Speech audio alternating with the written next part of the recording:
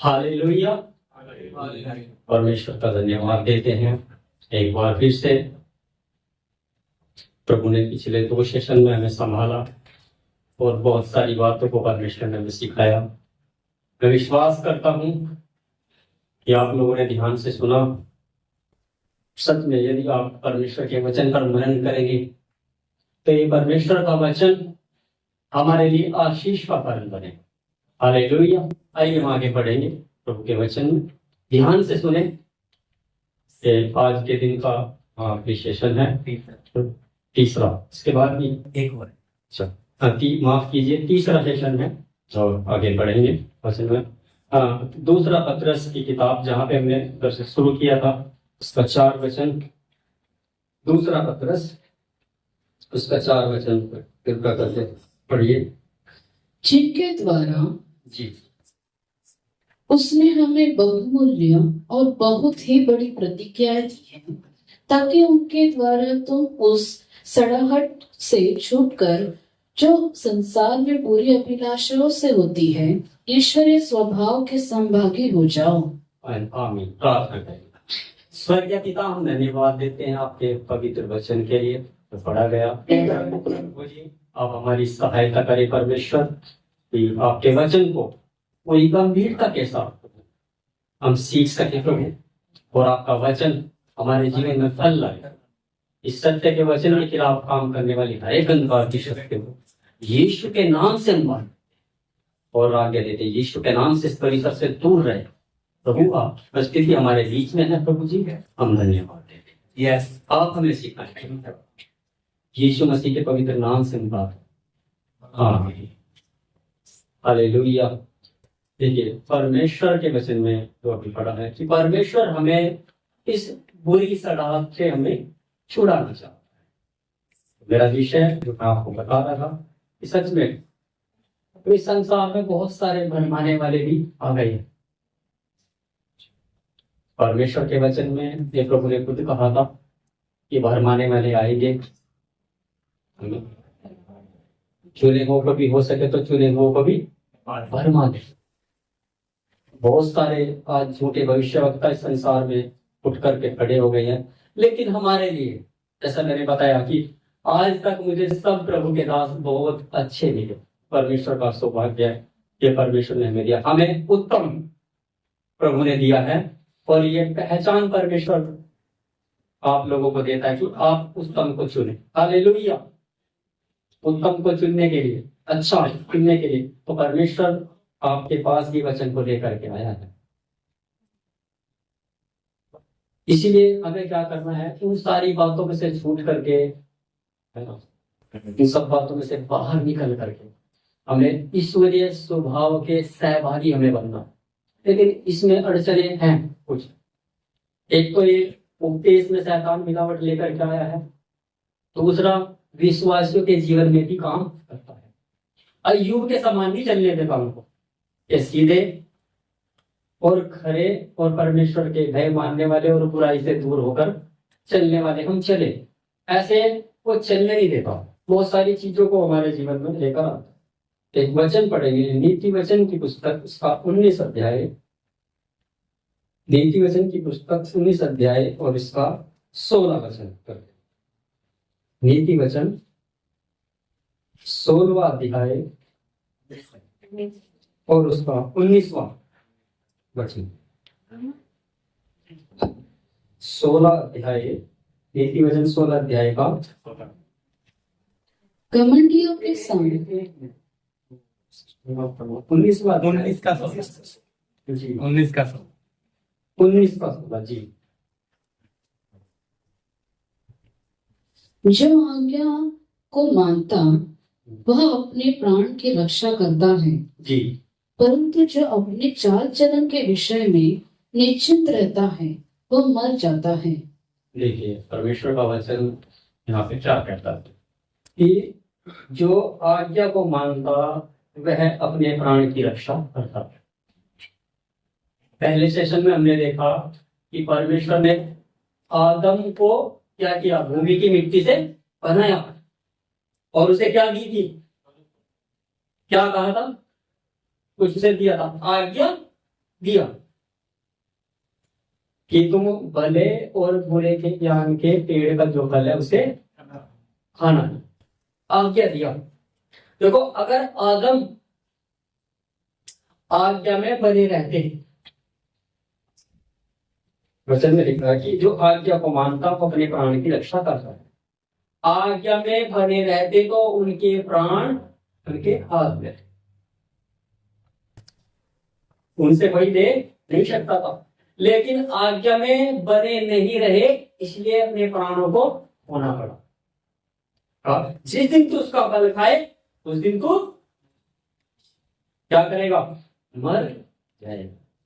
ये वचन उधर देखो, इधर भी लिखा, पूरा करता है परमेश्वर। आज्ञा तोड़ने के द्वारा ही वचन में लिखा है मृत्यु इस जगत में आई है। आज्ञा ना टूटती तो अदन के बगीचे में आदम और हव्वा रहते, है ना, फलते फूलते। फिर उनके द्वारा जो, मैं ऐसा समझता हूं कि उनके द्वारा जो संतानें उत्पन्न होती तो वो भी कैसी होती? पवित्र। हालेलुया। होती है नहीं? क्योंकि पाप तो था नहीं उनमें, वो तो परमेश्वर के स्वरूप और परमेश्वर के समानता में ही थे। तो सोच के देखो, बैठ करके मनन करें प्रभु के साथ, प्रभु आदम भी पवित्र, हव्वा भी पवित्र, पवित्र जो परमेश्वर ने आशीष दी। अगर ऐसी योजना होती प्रभु की कि संसार बढ़ता, प्रभु की योजना ये अगर बनती कि लोग बढ़े संसार में, तो वो पापी होते? एक भी मनुष्य पापी होता इस पृथ्वी पर? नहीं होता, सब पवित्र ही होते। लेकिन ये परमेश्वर की योजना इसी प्रकार से परमेश्वर ने बनाई कि आदम ने आज्ञा तोड़ी और आज्ञा तोड़ने के द्वारा वो पापी बन गए और मृत्यु आई। और अपने कहते जो आज्ञा को मानता है वो ही अपने प्राण की रक्षा कर सकता है। अभी दूसरा मौका अब प्रभु यीशु मसीह के लहू के द्वारा मुझे और हम सबको मिला है। हमें दूसरा मौका दिया है प्रभु ने हमें कि हम अपने प्राणों की रक्षा कर सकते हैं। उस समय तो समझाने के लिए कोई नहीं था। देखो कितना बड़ा, एक समय तो बड़ा बड़ा एक सौभाग्य है हमारे लिए। आदम और हव्वा को समझाने के लिए कोई नबी नहीं था, वहां पर कोई शिक्षक नहीं था, कोई भाई बहन कोई नहीं थे। सृष्टि की शुरुआत ही है। लेकिन आज हमारे लिए कितना सौभाग्य की बात है। हमें प्रभु ने सिखाने के लिए सेवक देता है, हमें लोगों को हमारे लिए नियुक्त किया हुआ है ना। 12 चेलों को प्रभु यीशु मसीह ने चुना था। आवाज ठीक आ रही है जी पीछे जी? 12 चेलों को प्रभु यीशु मसीह ने चुना था अपने साथ रहने के लिए, है ना। वो बाद में स्वर्ग में जाने से पहले जब स्वर्ग में गए और बोल के आज्ञा दे के गए कि जाओ तुम सारी सृष्टि के लोगों को सुसमाचार प्रचार करो, और उन्हें आज्ञा, हालेलुया, क्या मानना सिखाओ? आज्ञा। बड़ी बात है आज्ञा मानना, आज्ञाकारी बात। देखो इब्राहिम को देखो, आज्ञाकारिता के द्वारा प्रभु के दास इब्राहिम के जीवन में कितनी आशीष आई। प्रभु ने कहा कि अपने पिता के घर को छोड़ और जहां मैं तुझे कहूंगा उधर जा। चला से कहा, प्रभु ने वायदा किया कि मैं तेरे वंश को ये आकाश के तारों के जैसा मैं कर दूंगा। मैं तेरे वंश को इतना बढ़ाऊंगा कि जैसे समुद्र के बालू के उनके। लेकिन इंतजार करते करते करते करते सारा भी 90 वर्ष की हो गई है और इब्राहिम 100 साल के हैं। अभी परसों जब मैं मोबाइल रिपेयर के लिए उधर गया था, तो भाई जो है मुस्लिम कम्युनिटी से है, तो थोड़ा सा इब्राहिम के बारे में मुझे बताने के लिए प्रभु ने मौका दिया। मुस्लिम भाई मैंने बताया थोड़ा सा, मैंने कहा उस बाप की हालत देखा। इंतजार करते करते प्रभु तू आशीष देगा। मैं ऐसा समझता हूं वो कभी नाउम्मीद नहीं हुआ इब्राहिम। उसे ऐसा नहीं लगा। सारा तो ये सोचती थी कि मेरी तो अभी कोख बंद हो गई है, लेकिन इब्राहिम को देखो कितना बड़े दिल का व्यक्ति है। जब जब दूध आए घर में और उनसे कहा तो करेंगे, तो उसके उसके बाद भी देखो 100 साल की उम्र में परमेश्वर ने अपने समय पर, देखो मेरे हिसाब से नहीं करेगा, तो प्रभु ने कुछ वायदा किया, मेरे साथ आपके साथ परमेश्वर के वायदे, प्रभु की आशीष है। आप चाहो आज ही प्रभु आपके लिए कर दे, और उस समय परमेश्वर के अनुसार नियुक्त नहीं है, तो बताओ कैसे करेगा। देखो हमें धीरजवंत होना सीखना है प्रभु में। ये पवित्र आत्मा का एक गुण है, धीरज धरना। धीरज धरने का मतलब क्या है? परमेश्वर के समय का आप इंतजार करें। परमेश्वर के लिए कोई काम अनहोना नहीं है। इसका मतलब ये नहीं है कि हम वचन ही वचन सीखते तो ये आशीष नहीं देगा प्रभु हमें। वचन के अनुसार परमेश्वर की आशीष को हम भी मांगते हैं, वचन के अनुसार। लेकिन वो गाड़ी और बंगला मांगने के पीछे उसी में अंधे विश्वासी का क्या है? अभी मेरे पास कितने लोग आते हैं, अभी रेलवे के एग्जाम चल रहे हैं, तो कितने भाई बहन बोलते हैं पास्टर जी प्रार्थना एग्जाम। मैंने कहा ठीक है भाई करते हैं, लेकिन मेरे अंदर से जब मैं प्रार्थना करता हूँ यह आता है, प्रभु तेरी मर्जी इनके जीवन में पूरी हो जाए। मैं नौकरी के लिए जरूर करता हूँ प्रार्थना, बहुत लोग मुझे रिक्वेस्ट करते हैं पास्टर जी मेरा एग्जाम अच्छे से हो जाए। मैंने कहा ठीक है भाई जरूर करूँगा, धैर्य जरूर करूँगा, ये करता हूँ प्रार्थना, लेकिन प्रभु तेरी मर्जी पूरी हो जाए। क्योंकि हमारी मनुष्य की मर्जी तो अलग है। मनुष्य की मर्जी तो आज्ञा में चलने नहीं देगी। मनुष्य की मर्जी तो सड़ाहट में ले जाती है, अभिलाषाएं हंस करके उधर। देखो मैं अपनी गवाही बताता हूँ। सन 2009 की बात है, सन 2009। तो बीएड एक कोर्स रहता है, आपको पता है। तो बीएड का एग्जाम था मेरा, तो मैं 2008 में प्रभु के दास से उधर मिला था। ये उपदेश हमें मिला है 2008 में। उससे पहले हम चलते थे, खराई से चलते थे। उससे पहले ही हमने जो ये आपके क्रिसमस वगैरह है, ये तो हमने बहुत पहले से छोड़ दिए थे। वचन हमें मिला था, हमारी नींव प्रभु की दया से मजबूत पड़ी थी। अच्छी कलीसिया, मैंने बताया, अच्छे सेवक लोग हमें मिले, मजबूत थे लोग। लेकिन उधर जहां से हम विश्वास में आए, उद्धार पाए, उधर क्रिसमस वगैरह ये सब लोग उधर के लोग मनाते थे। फिर मुझे एक किताब मिली, किसी प्रभु के दास ने लिखी, पास्टर ने, तो मैंने पढ़ा। उसको पढ़ करके फिर मैंने वचन में से ही देखा बहुत सारी बातों को। मैंने अपने ग्रुप में भाई लोगों को भी बताया, अपने साथ भाई से। मैंने कहा देखो ये वचन के अनुसार ये ठीक नहीं है क्रिसमस। तो मेरा विषय वो नहीं है, बात है उपदेश की। उपदेश मिला। उसके बाद 2008 में ये वचन, ये कलीसिया में मिल गई प्रभु के दास। नाम नहीं लिख रहा हूँ मैं रिकॉर्डिंग में, ठीक है। तो ये कलीसिया में मिलेगी। और फिर इधर जब गए और उधर जा करके जब पहली बार ही वचन सुना, सुनते ही कि भाई मैं इधर आऊंगा, यहाँ आने से कोई हमें रोक नहीं सकता, क्योंकि हमें जो चाहिए था वो मिल गया। हालेलुया। जो पहले से भी हम अच्छे में चल रहे थे, अब उससे और बढ़ करके उत्तम परमेश्वर ने दे दिया। और ये वो है जो अंतिम है, असली उद्धार का वचन, असली जो हमें चाहिए था सिद्धता का वचन, वो मिल गया। अब इससे बढ़ करके तो और कुछ है नहीं, है तो संपूर्ण परमेश्वर का वचन है। तो तब ये निर्णय लें कि भाई इधर इधर जुड़े रहे, वचन सीखते रहे।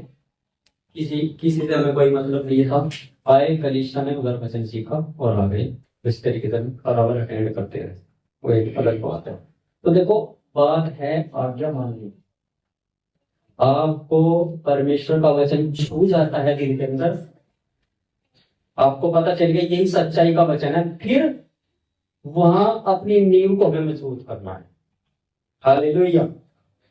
ये जड़ पकड़ने का काम हमें करना। जैसे मैं पपीते के पेड़ के विषय में बता रहा था, जड़ पकड़ेंगे तो हम आगे बढ़ेंगे, आज्ञा मानेंगे, वचन मानेंगे तो जीवन मिलेगा। हालेलुया। ये बहुत आवश्यक बात है, आज्ञाओं पर चलना। आज्ञा परमेश्वर की भी है, आज्ञा परमेश्वर के दास की भी है। वचन मेरा वो विषय नहीं है। वचन में लिखा अपने अगुओं के अधीन रहो। आप सब लोग वचन जानते हैं, बाइबल पढ़ते हैं, आप उस बात को भी समझे। आज्ञा मानना बहुत जरूरी है, परमेश्वर की भी और परमेश्वर के सेवक की भी। ऐसे ही मैं एक दिन सिखा रहा था, तो एक भाई प्रार्थना करते हैं, अगर कोई हमें गलत सिखाएगा तो उसका लेखा वही देगा, हम नहीं। मतलब हम अंधे और बहरे हैं, हमें कुछ नहीं पता। कोई हमें गलत सिखा के चला जाए, हमें अच्छा सिखा के चला जाए, हमें कुछ पता ही नहीं है। हम इतने साल से ये आंखों पे पट्टी बांध के चलते हैं। मतलब मैंने उनकी प्रार्थना सुनी, मैंने कहा इसकी प्रार्थना गलत है, गलत प्रार्थना करते हैं। भाई वो तो लेखा देगा जो गलत सिखाते हैं, ये झूठे भविष्यवक्ता, ये तो लेखा देंगे देंगे। लेकिन हम जो अपनी आंखों पे पट्टी बांध करके, जब परमेश्वर की रोशनी हमारे सामने है, वचन की रोशनी, फिर भी आंखों पे पट्टी बांध के 5-5 लाख की भीड़ जाती है। भाई सही है, सही बात। ये जब रोशनी टॉर्च दे दिया आपके हाथ में परमेश्वर ने, परमेश्वर का वचन क्या है? ज्योति। यीशु बुद्ध क्या है? ज्योति। जब यीशु का नाम हमें मिल गया, वो ज्योति हमें मिल गई, ये जीवित वचन, ये रोशनी वचन की हमें मिली है, तो इस टॉर्च में देखें। आप अंधेरे में जाओ और आपके हाथ में टॉर्च है और आप टॉर्च को बंद करके चलो, कोई फायदा है टॉर्च का? क्या फायदा है वचन को बाइबल हाथ में लेके चलने का? बताओ। अच्छा अच्छा वचन सुनने का क्या लाभ आपको? क्या फायदा मिलेगा जब आप उस वचन की रोशनी में देखोगे ही नहीं कुछ भी? टॉर्च है, एक बार जलाई, थोड़ा दिखा, फिर बंद कर लो टॉर्च, फिर 4 कदम आगे बढ़ो, फिर आपको धुंधला दिखेगा। ये वचन को याद करके, मनन करके, घोट करके पीना पड़ता है जी। जैसे डॉक्टर के यहाँ जाते हैं, खांसी होगी, डॉक्टर के पास जाते हैं, खांसी का सिरप लेके आते हैं, तो उसको सिरप को, उस मीठी दवाई को पीते हैं, वो शरीर में जाती है तो खांसी से आराम मिलता है। ठीक वैसे ही ये परमेश्वर का वचन है। देखो, इसको हमें अच्छे से अपने अंदर, भारी शब्द है थोड़ा, आत्मसात करना। आत्मसात करना मतलब इस वचन में लीन हो जाना। फिर ये हमारे अंदर, हमारी आत्मा में चला जाता है अंदर, और पवित्र आत्मा में जुड़ करके फिर पवित्र आत्मा उस वचन के अनुसार हमें सहायता दे करके चलाता है। हमारे अंदर हम क्या कमी है कि हम आज्ञाओं पर चल नहीं पाते परमेश्वर। उसका कारण यही है, हम ये वचन ये शरीर में सुनते हैं, और ये शरीर की एक क्षमता है, इसकी एक कैपेसिटी है कि थोड़े समय तक ये याद रखता है, बाकी फिर इसमें बहुत सारी चीज नई नई रोज भरती जाती है, जानकारियां, है ना? सही। तो पुराना बहुत सारा हम फिर भूल जाते हैं, पुराना बहुत सारा हम फिर भूल जाते हैं।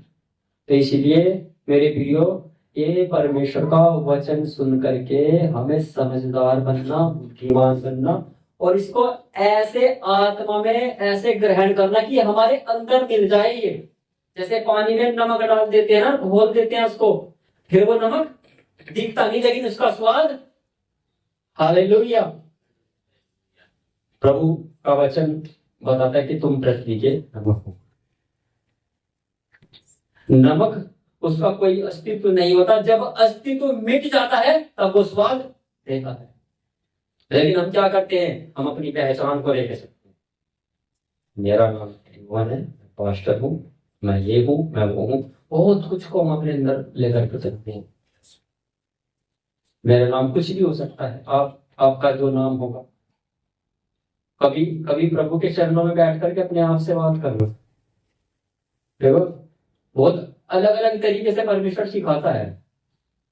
मैं कई बार अपने आप से बात करता हूँ, प्रार्थना में बैठता हूँ, प्रभु के साथ अपने आप से बात करता हूँ कि मैं हूँ क्या, कुछ भी तो नहीं। तो आदम के विषय में जब प्रभु के साथ बात करते हैं, प्रभु ने कहा कि तू, तेरी औकात क्या है कि तू आदम की तरफ ही देख ले, परमेश्वर तो बहुत बड़ा है, सृजनहार है। जब आदम परमेश्वर के स्वरूप और समानता में था, अगर हम पापी मनुष्य उस समय होते तो हम देख पाते परमेश्वर के स्वरूप को समानता। मूसा ने तो पीठ का ही दर्शन करा था, चेहरा तो मूसा जी भी नहीं देख पाए, सिर्फ पीठ का दर्शन करने से कितना इतना तेज, कितनी रोशनी, कितनी सामर्थ उसका जो जो है उसके ऊपर छाया आ गई, उसके ऊपर तो सामर्थ झलकती थी मूसा के अंदर से, तो कपड़ा रखना पड़ा, क्योंकि वो तेज, वो रोशनी इतनी थी, वो सामर्थ जो परमेश्वर की एक पीठ का दर्शन से ही इतनी इतनी सामर्थ उसके अंदर आ गई थी कि वो दूसरे अन्य लोग जो संसार में उस समय थे वो मूसा का चेहरा नहीं देख पाते।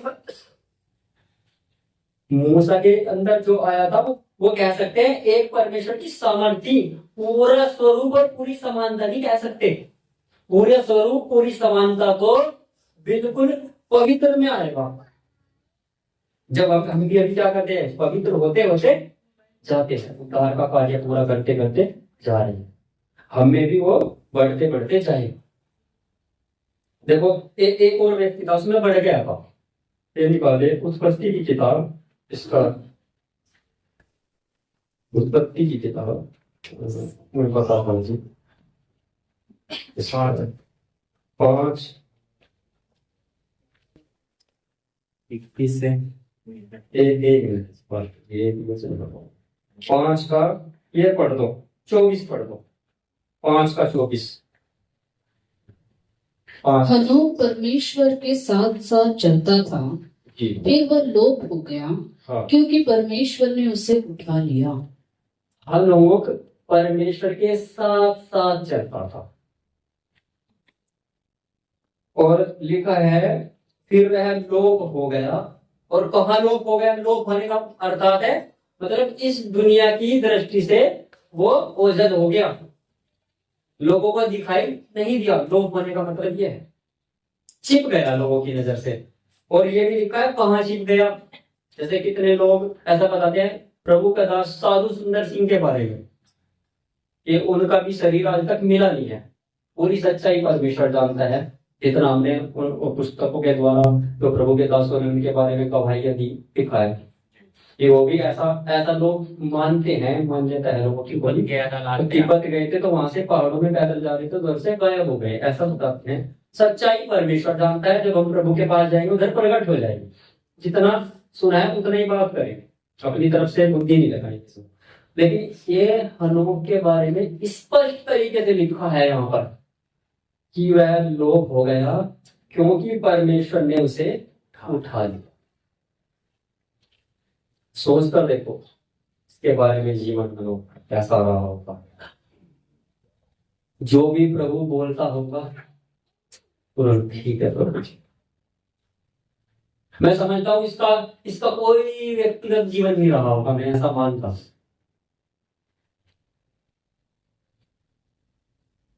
एलिया को देखो, एलिया को भी प्रभु लेके गए,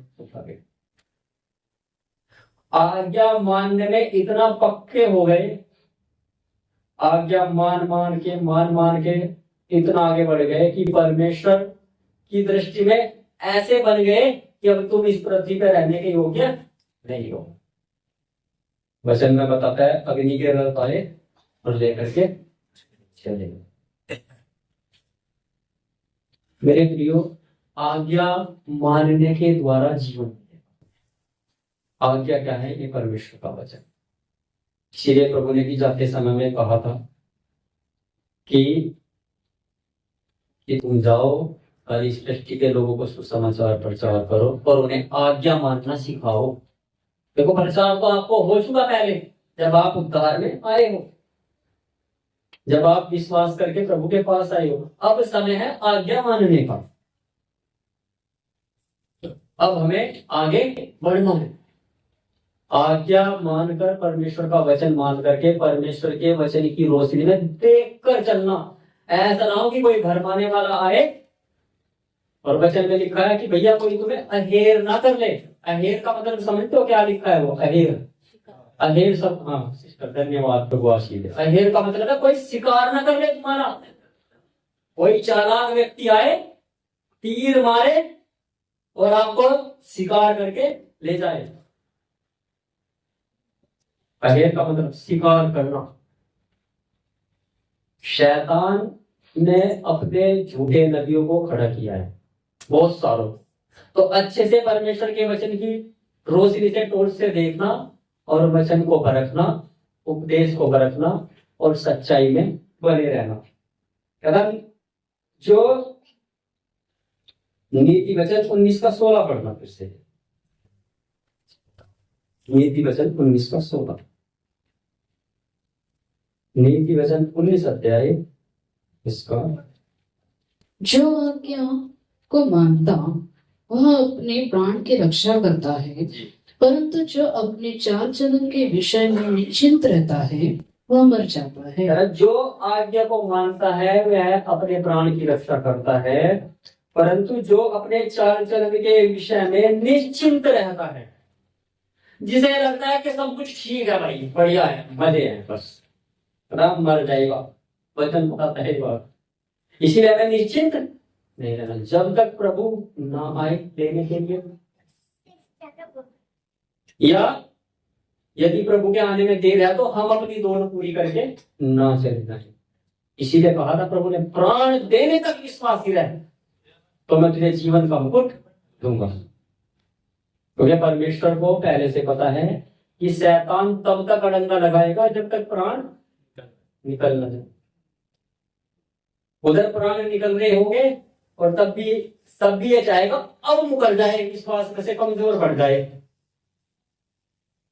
वहां तक प्राण निकलते समय तक पूरा ताकत लगाता है एक विश्वासी के पीछे। अपने चाल चलन के विषय में निश्चिंत रहने की कोई जरूरत नहीं है। अपने आप को जांचना हर दिन, ये हर दिन का काम है।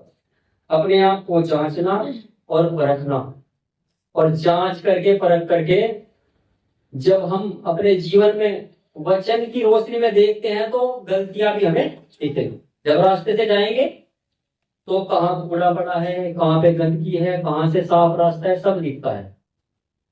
तो हमें क्या करना है, अपने अंदर सफाई करना, अपने घर के अंदर। ये हमारी देह, ये पवित्र आत्मा का मंदिर है। इस मंदिर की साफ सफाई करना आज्ञा मानने के द्वारा ये काम होगा। आज्ञा नहीं मानेंगे तो सफाई भी नहीं करेंगे।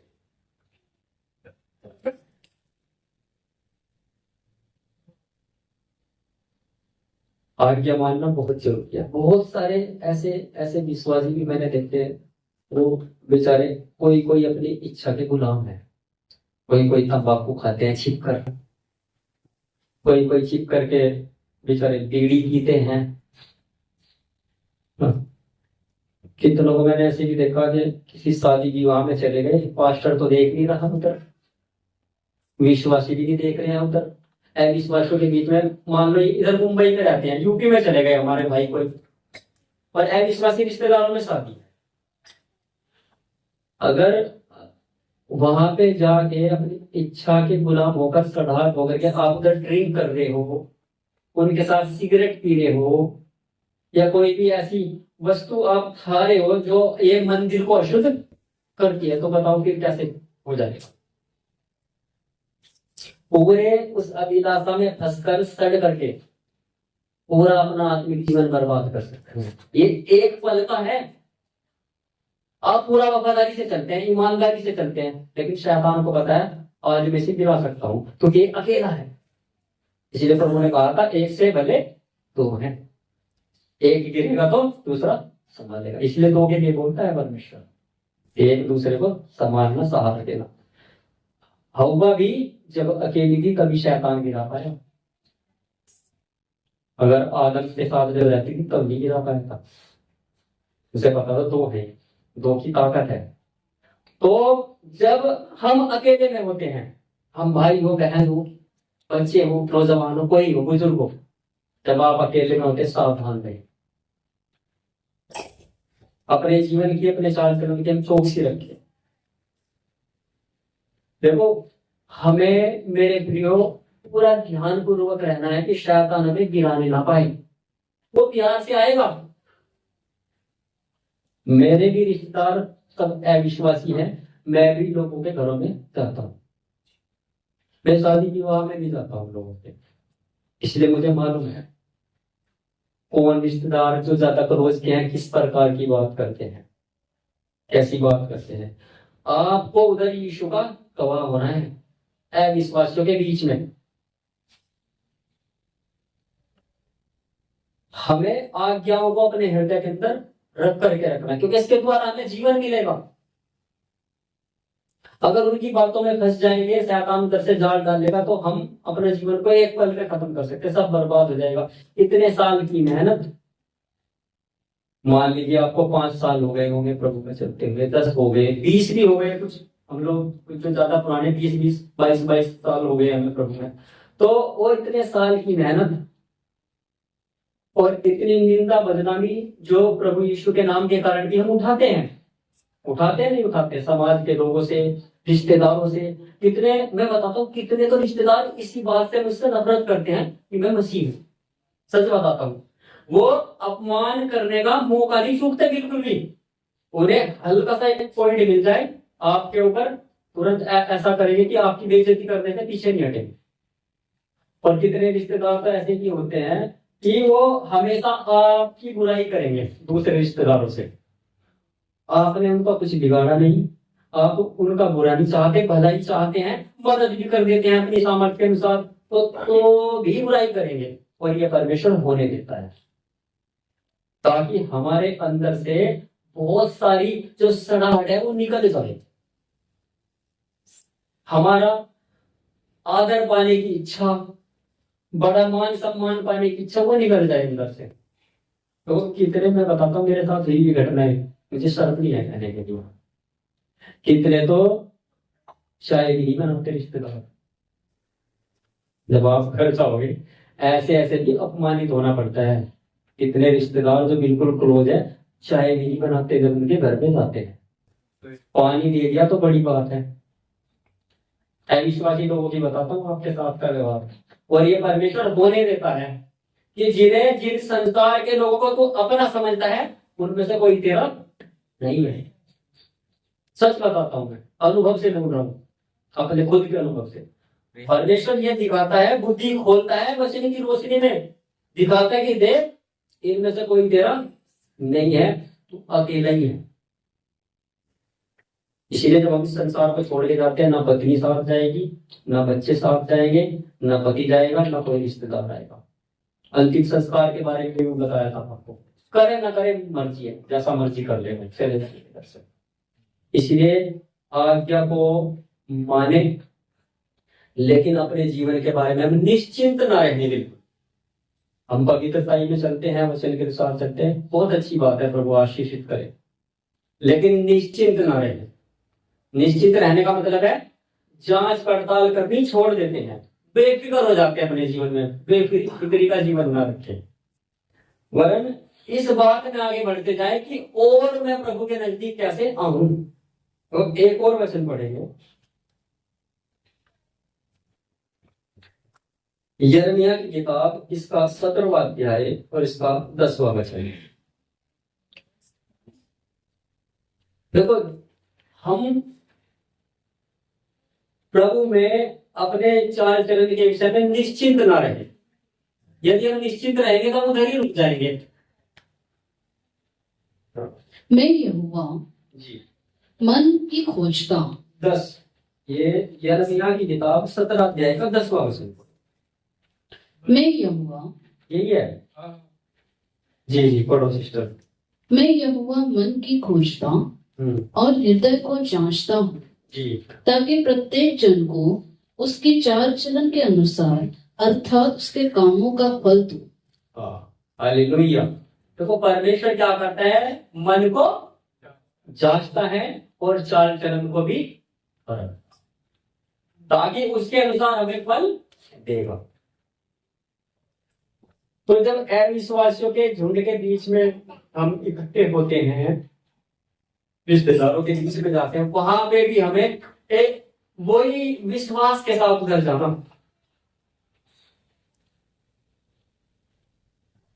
उधर चारों ओर, हमारे चारों ओर शराब पीने वाले, नशा करने वाले लोग होंगे, हमें दबाएंगे, फोर्स करेंगे, तो भी क्या करना, पवित्र बने रहना। आजकल इस बात की कमी आई है विश्वासियों के अंदर, मैं देख रहे हैं, बात बोल रहा हूँ आसपास से, इन चीजों की कमी आई है। चलो ड्रिंक भी नहीं करेंगे, सिगरेट भी नहीं कहेंगे, लेकिन उनके साथ मिल करके क्या करते हैं, हंसी ठिठोली उनकी संगति में। मैं सिगरेट थोड़ा ही पी रहा हूँ, मैं बीड़ी थोड़ा ही पी रहा हूँ, मैं शराब थोड़ा ही पी रहा हूँ। देखो अभी पढ़ा है सिस्टर ने, फिर से पढ़ना सिस्टर, ये वचन थोड़ा थोड़ा करके। मैं यहोवा मन की खोजता हूँ मैं मन की खोजता हूँ और हृदय को जांचता हूँ। हमारे मन के अंदर और हमारे दिल के अंदर जांच बिठाई है परमेश्वर ने, वचन के द्वारा परखता है। हाँ जी आगे। ताकि प्रत्येक जन को उसकी चाल चलन के अनुसार अर्थात उसके कामों का फल दूं। चाल चलन के अनुसार अर्थात उसके कामों का फल। देखो पवित्र जीवन रखेंगे, प्रभु के भय में चलेंगे, तो परमेश्वर की ओर से अच्छा फल हमें मिल जाएगा। लेकिन अगर यदि उस विश्वास को खो दिया, उसमें एक ही पल का समय लगेगा, तो उसके लिए भी फिर हमें वो कष्ट की बात हम कह सकते हैं, उस उद्धार को हम खो सकते हैं। एक भाई की मैं आपको गवाही बता के समाप्त करने का। एक भाई हमारे उधर था, वो विश्वासी बना। पहले विश्वासी बनने के बाद सालों तक अच्छे से चलता रहा प्रभु में, समर्पण दें उसके घर में, प्रभु के साथ लोगों का आना जाना, संगति होना, हरिद्वार में भी संगति होना, अच्छे से चलता रहा। उसके घर में पहले बेटियां थी 2। फिर जब वो प्रभु में चला गया, तो प्रभु में आने के बाद बताते हैं उधर के लोग कि इनके जो उसको 2 बेटे दिए परमेश्वर ने। पहले 2 बेटियां थी, फिर प्रभु में आया, तो प्रभु में जब थे संगति में, तो पहले एक बेटा हुआ, फिर बाद में दूसरा बेटा भी हुआ। तो ऐसा बताते हैं उधर उनके गली के लोग, मोहल्ले के लोग, कि जब से वहां प्रभु यीशु मसीह के सत्संग में गए थे, तब उनसे इनको बेटे हुए हैं। ये तो उस व्यक्ति की मैं गवाही बताता हूँ आपको। वो विश्वास में चला, कुछ साल प्रभु ने आशीष दे दी, बेटे भी हुए, बहुत सारी चीजें, और घर में परिवार में अच्छा चला। फिर बाद में विश्वास में से हट गए। हटने के बाद फिर जब कोई मिलता है तो बताते ही हैं भाई लोग सब, हम लोग जब भी मिलते थे बात करते थे, भाई प्रभु के पास आ गया है। फिर समस्याओं में गिर गया, चारों तरफ बीमारियों में, समस्याओं में फंस करके वो फिर प्रभु के पास। फिर चला 6 महीने, 1 साल, 1.5 साल, ऐसे फिर वो वापस चला गया संसार में। ऐसे करके उसने, जहां तक मुझे याद है, 3 या 4 बार आना जाना किया। आप गए हैं प्रभु के दास गए हैं, इन्होंने संगति करी है उधर हमारे गुजर। अंतिम समय में वो भाई शराब पीने के कारण और उसका जो अंदर का शरीर कमजोर होने के कारण वो इस संसार में से चल गया, पाप में नाश हो गया। देखो परमेश्वर ने कितनी बार मौका दिया उसे, बहुत बार मौके दिए। तो जिसका नाम परमेश्वर ने जीवन की पुस्तक में से काट दिया ना, फिर लिखता नहीं परमेश्वर। जीवन की पुस्तक है परमेश्वर के पास, कह रहा है कि मैं उसका नाम जीवन की पुस्तक में से किसी रीति से नहीं काटूंगा। जिन्हें वो जानता है, तो हमें ऐसा बनना है कि जब हमारे जीवन का चाल चलन का फल का समय आए, तो परमेश्वर भीड़ में भी हमें पहचाने। देखो भीड़ है, भीड़ में भी पहचाने परमेश्वर अच्छे से। जीवन की पुस्तक में नाम लिखा रहे उधर, किसी रीति से नहीं पाते। तो इस तरह से पाप में मरने के बाद, तो मैं समझता हूँ परमेश्वर का वचन इस बात को बताता है, जो पाप में नाश हो गया उसके लिए तो नरक ही है। उद्धार के लिए फिर कोई रास्ता बचा नहीं। एक बार इस शरीर से प्राण निकल जाएगा, फिर कोई रास्ता नहीं है। तो धनी व्यक्ति ने कहा था इब्राहिम से, जब इब्राहिम की गोद में लाजर उधर है, जा करके मेरे भाई होगा, अब नहीं हो सकता कुछ भी, अब तो प्रोग्राम खत्म है। ये प्रोग्राम जब तक हम है, हमारे लिए परमेश्वर ने रखा है, ये हमारे लिए आशीष की बात है। एक और वचन पढ़ करके समाप्त कर, इसके बाद प्रार्थना।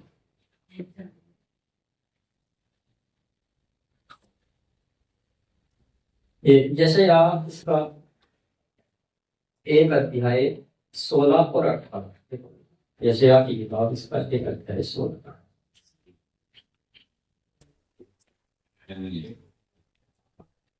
यशायाह की किताब इसका एक अध्याय और इसका 16। अपने को धोकर पवित्र करो, मेरी आंखों के सामने से अपने बुरे कामों को दूर करो, भविष्य में बुराई करना छोड़ दो। 18। यहोवा कहता है, आओ हम आपस में वाद विवाद करें। तुम्हारे पाप चाहे लाल रंग के हो तो भी वे हीन के समान उजले हो जाएंगे, और चाहे जी पढ़ो सिस्टर। और चाहे अरगवानी रंग के हो तो भी वे ऊन के समान श्वेत हो जाएंगे। देखो, अपने को धोकर पवित्र करो। यीशु के लहू की हमें जरूरत है। अगर हम पवित्र होते तो हम लोग के समान इस पृथ्वी पर न बसते।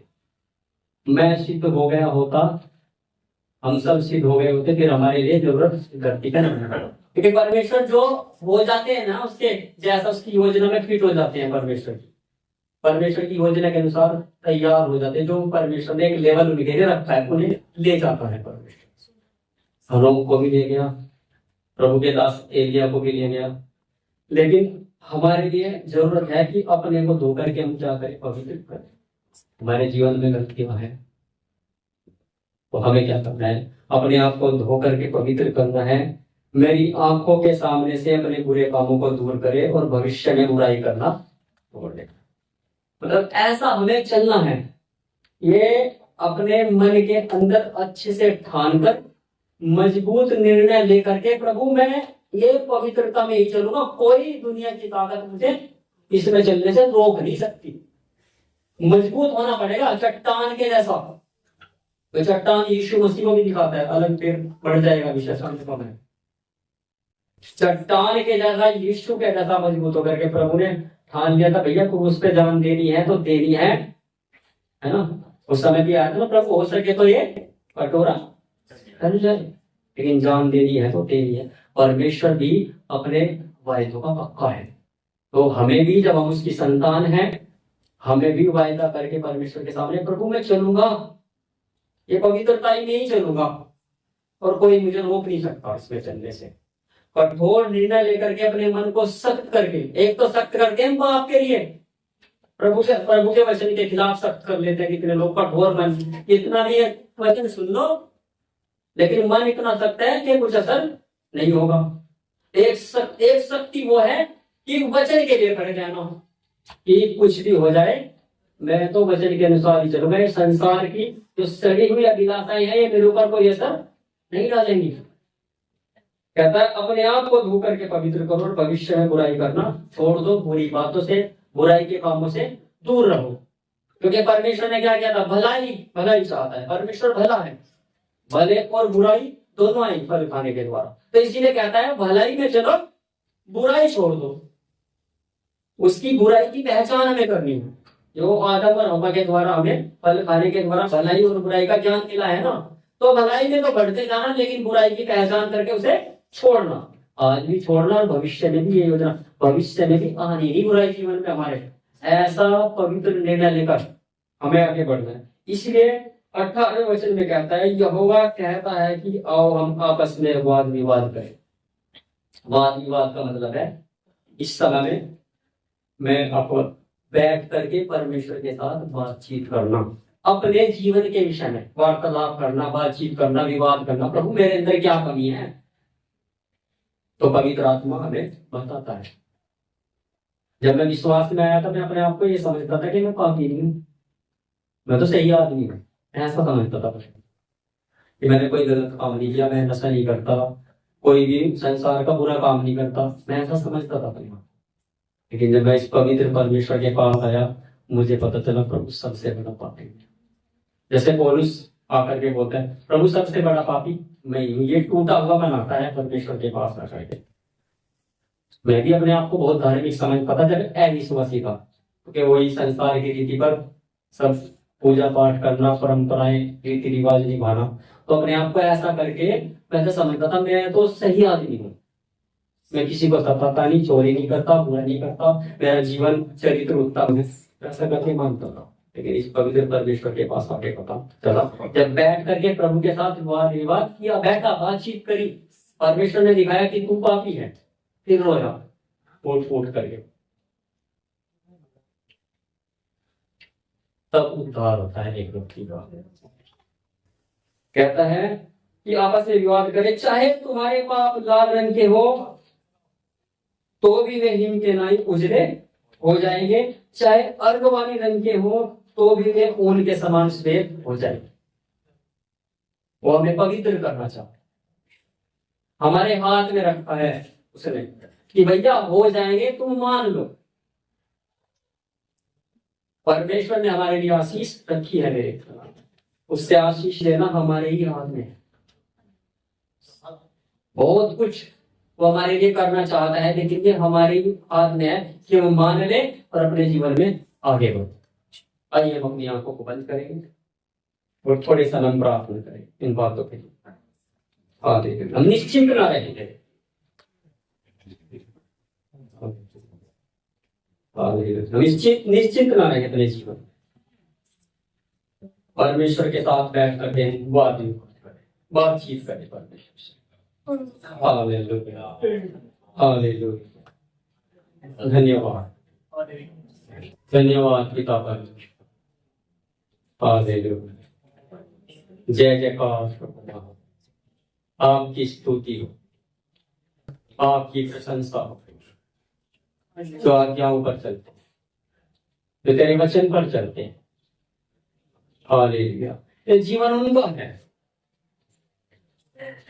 आज्ञाकारिता के द्वारा आशीष है। हालेलुया, हमने इब्राहिम के जीवन को देखा, हनोक के जीवन को देखा, तेरे दास एलिया के जीवन को हमने देखा, आज्ञाकारिता के द्वारा सिद्ध होकर देखा कैसे चले। इब्राहिम के जीवन में तूने प्रभु आशीष। हालेलुया, हालेलुया, हमें भी चलाओ, आप हमें चलाओ। हालेलुया, तेरा लहू प्रभु यीशु मसीह हमें हमारे सब पापों से शुद्ध करता। हालेलुया, शैतान के किसी जाल में हम ना फंसे।